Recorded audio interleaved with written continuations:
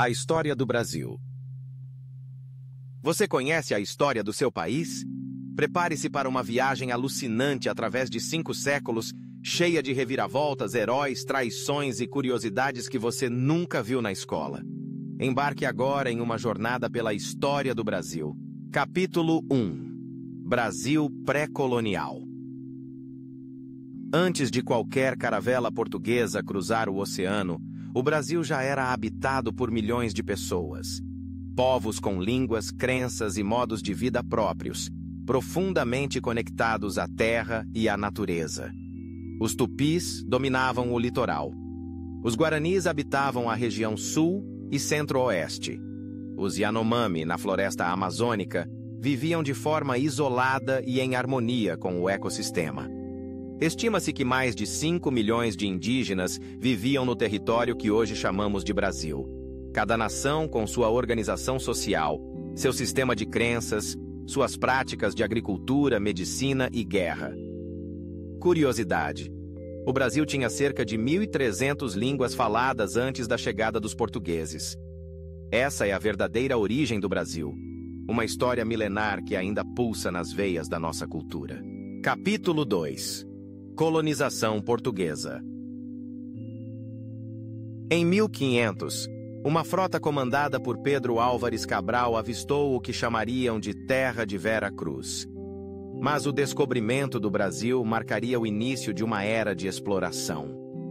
Início da extração do pau-brasil, altamente valorizado na Europa. Implantação das capitanias hereditárias como tentativa de colonização. Os jesuítas chegam para a catequese e controle da população indígena. A escravidão dos povos originários logo se mostrou ineficiente aos olhos dos colonizadores. E então começou um dos capítulos mais trágicos da nossa história: o tráfico de africanos escravizados. Curiosidade: o pau-brasil era tão valioso que deu nome ao país. O Brasil nascia como colônia, mas já carregava em seu solo a riqueza e a violência que moldariam seu futuro. Capítulo 3. O Brasil do açúcar e do ouro. No século XVII, o açúcar virou ouro. Os engenhos do Nordeste se tornaram o motor da economia colonial, à custa de suor e sangue dos africanos escravizados. Expansão da monocultura de cana-de-açúcar. Sociedade patriarcal, escravocrata e desigual. A partir do século XVIII, ouro é descoberto em Minas Gerais. A febre do ouro atraiu milhares de pessoas para o interior. Ouro Preto floresceu. A riqueza circulava, mas nunca para os que realmente produziam. Destaque: a cidade de Ouro Preto chegou a ser a mais populosa das Américas no século XVIII.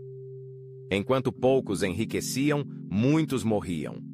O ciclo do ouro foi breve, mas deixou marcas profundas.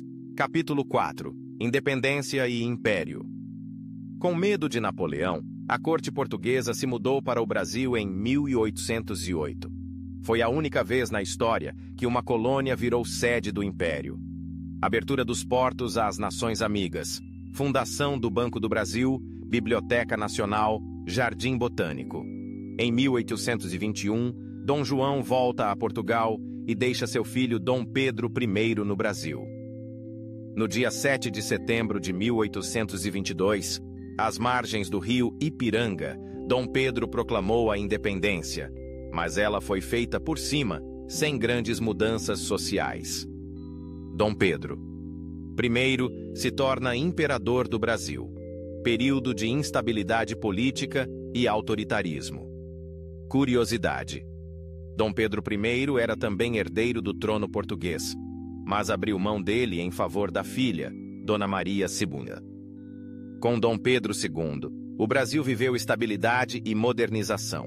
Surgem ferrovias, universidades e a fotografia, mas a escravidão ainda persistia.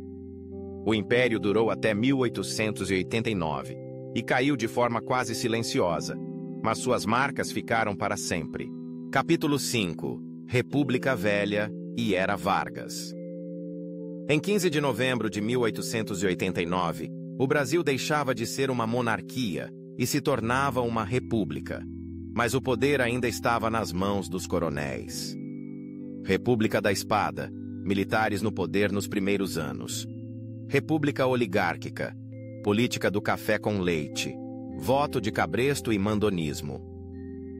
A chamada República Velha foi marcada por fraudes eleitorais, clientelismo e pouca participação popular, até que o povo começou a se mover. Getúlio Vargas assumiu após a Revolução de 1930. Foi o início de uma era de transformações e também de autoritarismo. Criação das leis trabalhistas, consolidação das bases da indústria brasileira, censura e repressão na ditadura do Estado Novo, 1937-1945. Curiosidade: Getúlio Vargas criou o salário mínimo em 1940.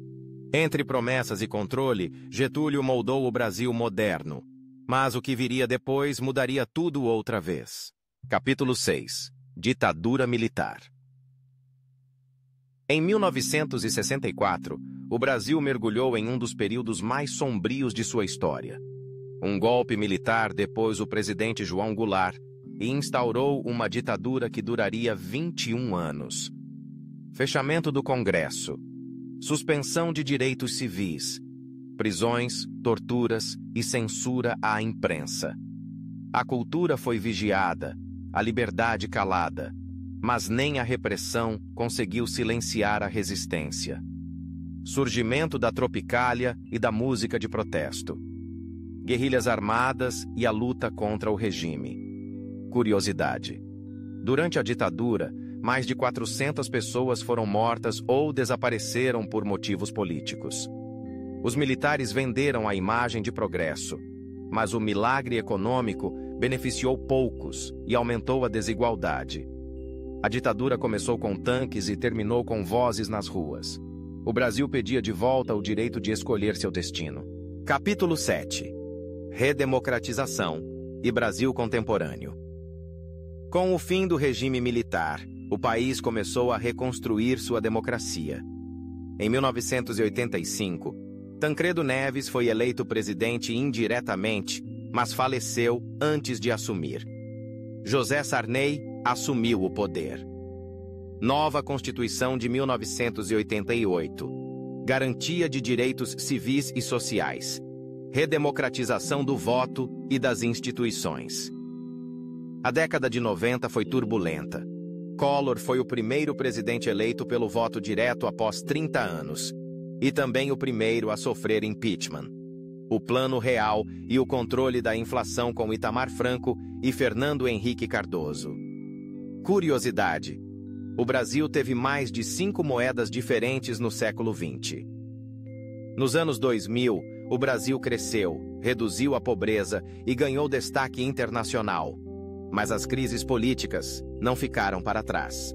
Escândalos de corrupção, Operação Lava Jato, impeachment de Dilma em 2016, polarização política e crises institucionais. A história do Brasil é feita de altos e baixos, de lutas e renascimentos. Mas, acima de tudo, é feita por seu povo. Um povo que não desiste, que resiste, que sonha. Essa é a história do Brasil, como você nunca viu. E ela ainda está sendo escrita, todos os dias. E agora que você conhece essa história como nunca antes, que tal fazer parte dela? Inscreva-se no canal, curta e compartilhe. Aqui a história continua com você.